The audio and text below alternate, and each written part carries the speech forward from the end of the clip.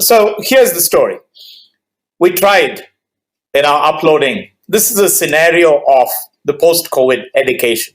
So we try new technologies. We try uploading presentations. If it doesn't work, we find alternatives. So I think that's the story of the post-COVID education scenario. I want to start with a little story, a story that happened, say about 22 years back, 22, 23 years back. It happened at the back streets of Delhi, and this was an experiment conducted by a professor all the way from United Kingdom, an Indian professor, Sugata Mitra. Now, Professor Sugata Mitra wanted to prove to the world that children, by nature, are imbibed with the qualities of curiosity, questioning, and the ability, with a certain element of direction, able to guide themselves towards learning. So what he did was he went to a rural area, a backward area, in behind Delhi, and in a village room, he actually created a hole and fixed up a couple of computers. The experiment was called the hole in the wall. And what Professor did was he had no preamble. He just kept a camera that was observing what happens. Now, I also want to share with you the constituents of this experiment were rural children, many of them who were illiterate or semi-literate because they never even had a chance or the opportunity to go to school. And the camera was spanned and they were observing what these children were doing. I saw these beautiful computer screens on the wall, and little by little, the children started coming across. They were wondering what this contraption was. They had no clue. They had no idea what a computer is, leave alone what the internet is. And they came there, they observed, they were curious, then they started touching the screens. It was a touch screen, by the way. And then little by little, they started getting used to it. And please remember, these children had not even gone to school, most of them. And they started sharing ideas, sharing thoughts. Within 6 weeks, children were able to download games, download music, and you can watch this TEDx talk. It's called Hole in the Wall by Sugata Mitra. What it tells us is a number of lessons. It tells us that children, given the environment, would be able to actually learn. Now, here's the negative part of where education has come through. Education is today a legacy that we have inherited from the Industrial Revolution, the old Industrial Revolution with machines and factories. So it was the cookie cutter approach, one single size fits all. So we'd put them all in a classroom, and then, the professor or the teacher gives them information and the children imbibe. I think we have come a long way from that, and COVID has made a shake-up or a wake-up for us to reimagine how education should be done. I come from an environment where high-tech is the name of the game, but assimilating that technology would always be a challenge with professors and teachers. So today, COVID has created an environment where teachers are forced to experiment with these new technologies, try new options, and in the process, we learn. Now, here are some very interesting insights. This is not going to be the future, that in the sense that we will all be 100% digital. Not really.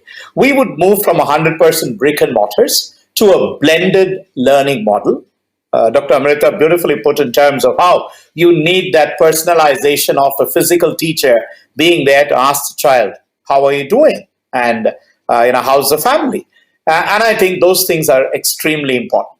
So yes, there would be a disruption, a temporary disruption.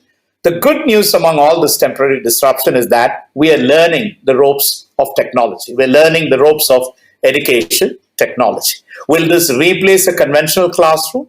I, for one, don't believe, and I don't want that to happen, because we need that. Somebody very pertinently had asked that question. What about the socio-emotional part of the relationship between a teacher and a student? Many of us, including me, can fondly remember the relationships, the special relationships, the warm relationships that we had with our teachers. Can digital do that? To a certain extent, yes.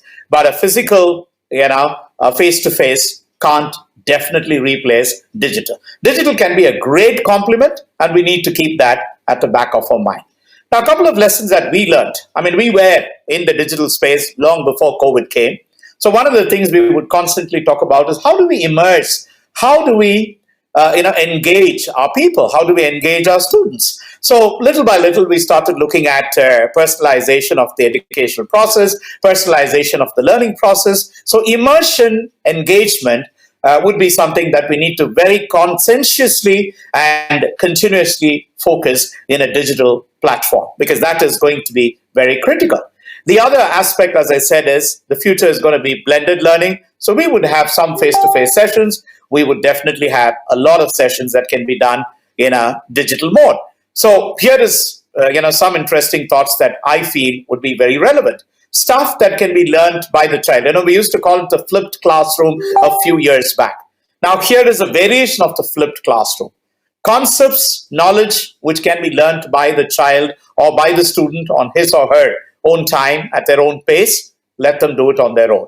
But critical skills. Now these are very important skills that children need. The World Economic Forum has identified 10 critical skills that we need to survive and thrive in the era post-2020. And recently they've come out with what we call 6 critical intelligences that we need to thrive in catastrophic pandemic kind of scenarios. One of it is called emotional and social intelligence, which is extremely critical, that we might be digitally connected, but we need to have that connect of emotions and feelings. The second important intelligence is what they call contextual intelligence. Because of all this media influence and the media infusion, many times we could get the wrong kind of information. So we need to train our students to understand the perspectives, understand the context, and then take critical decisions based on that.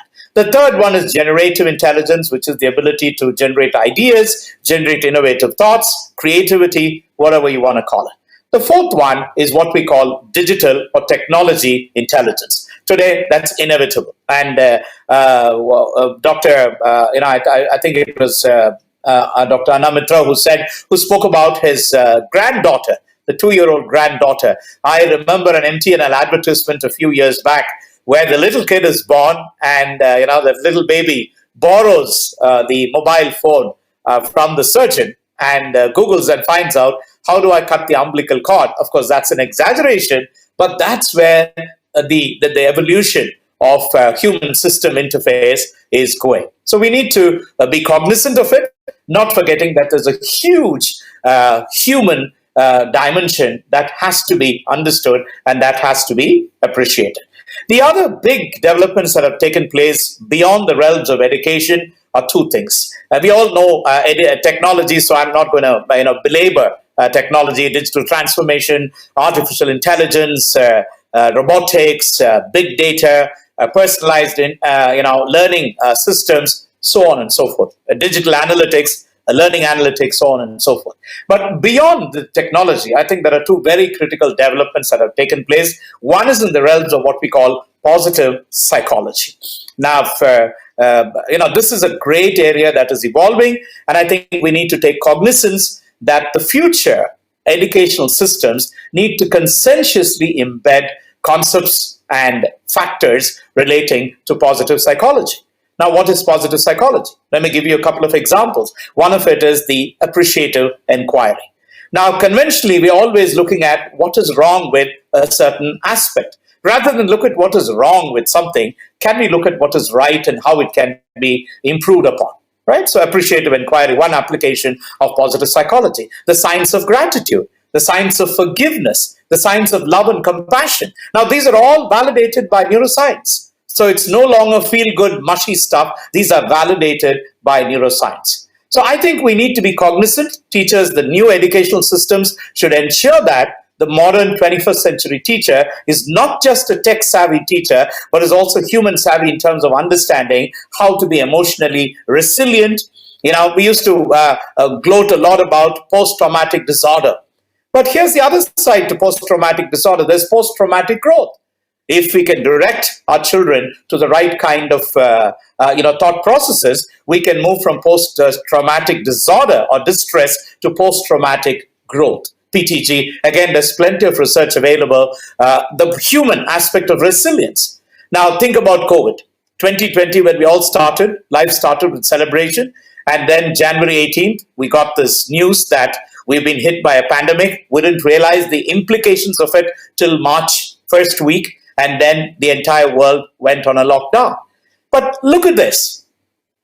Yes, there's been deaths, there's been catastrophes, the economy has gone into shambles, but there are a number of positive outcomes that have happened. The air has become purer, water has become purer. The Ganges, where we invested millions of rupees to clean it, has become clean without any investment. We just lack of, let's say, the absence of human intervention has ensured that nature is resetting itself. So I think there are a lot of lessons to be learned from this catastrophe, but the biggest lesson is the human ability to be resilient, to bounce back after a catastrophe. And I think that is embedded within us. So biology, the future of biology, which is about, again, epigenetics, where the environment can transform the future of a child, even the genetic makeup of a child, neuroplasticity, the ability of the brain to change itself. These are things that would completely transform the way we transfer education. So positive psychology, neuroscience, epigenetics, and biology, along with technology, would certainly ensure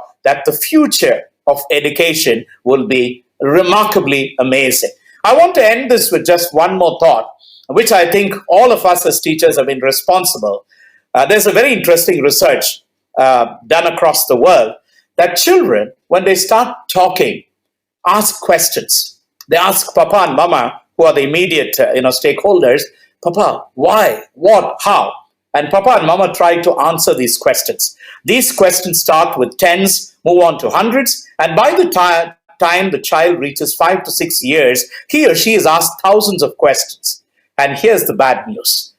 At about 5 to 6, depending on which country you come from, the child virtually stops asking questions. We have created an educational system, or rather, I would like to put it in past tense. We had created an educational system that was not about encouraging children to ask questions, but to answer.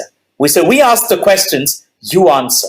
And I think COVID and this catastrophe has created a remarkable opportunity for all of us to kindle that innate, inborn, God-given curiosity among our children. It's not just for children, any learner, the ability to ask the right kind of questions. So with the self-directed learning proven by Dr. Sugata Mitra on the hole-in-the-wall experiment, and the ability to kindle children to ask the right kind of questions and to be curious, I think should be, and of course, embedded with the right kind of intelligences, which I said is the World Economic Forum and various other future institutes which are talking about it. If you're cognizant of it, and the power of positive psychology, the power of neuroscience, and the power of epigenetics can completely transform the future to the better, that we'll have a generation that is not just dependent on technology, not just dependent on a conventional educational system, but will be able to find their way to create the future that all of us can imagine for them, a future that is brighter, better, and sustainable, and more nature-friendly. So with those few words, I once again want to thank the organizers for a remarkable opportunity and a remarkable platform to connect. And I wish good luck to everybody.